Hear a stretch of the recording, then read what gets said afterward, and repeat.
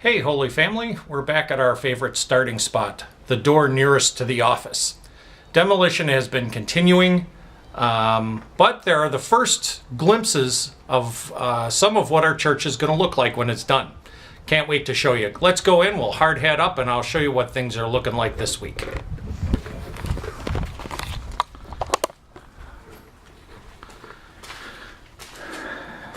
As we enter the church, they've been working really hard trying to pull that brown rock that was on the floor under the pews up. It has been a far more difficult process than they initially thought. We're approaching the old sanctuary here, and if you look towards the back, you'll notice that the step that long ago, before we moved the presider's chair, where Father Diffley and those who preceded Father Tapp used to sit, that step is gone. In fact, they've demolished it all the way down to the dirt. You can see the walls behind the sacristy are gone. You're looking at those white things are where our electrical and fire panels are. You usually can't see those from the pews. We're turning around now so you can see what the church looks like from the old sanctuary.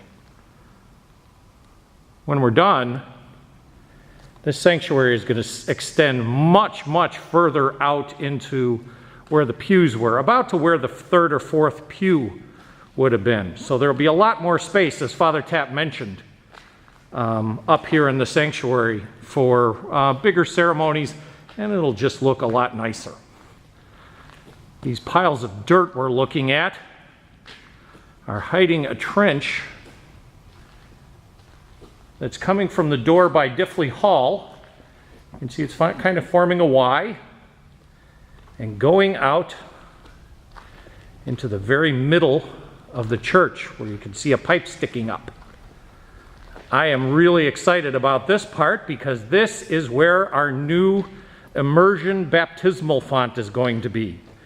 You can see there's going to be plumbing for water coming in, so we can drain the font now and then to clean it up. But that's where our font is going to be. It's going to be right in the middle of church.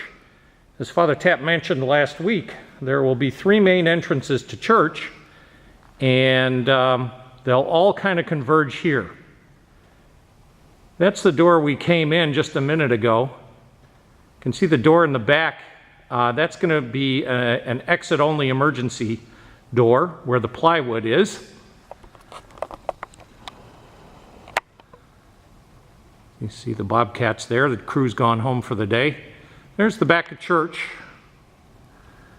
I'm going to take you back. Another thing we can see that's going to indicate a little bit of the final form of the church, and trying not to fall in the plumbing trench for the baptismal font,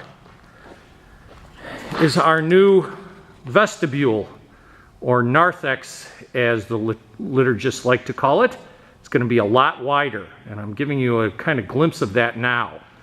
They've taken the walls down on either side of that narthex, so there's going to be plenty of room for gathering, especially when we have weddings and funerals, things that generally have a fairly involved procession,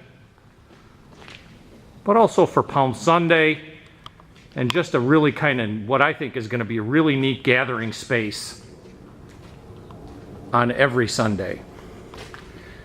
And here's what the church looks like from the back.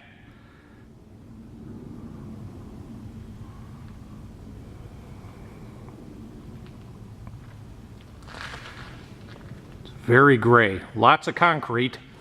A group has been meeting the last 2 weeks to pick out the tile colors, the paint colors, all that kind of thing. We have been consulting with staff members and parishioners.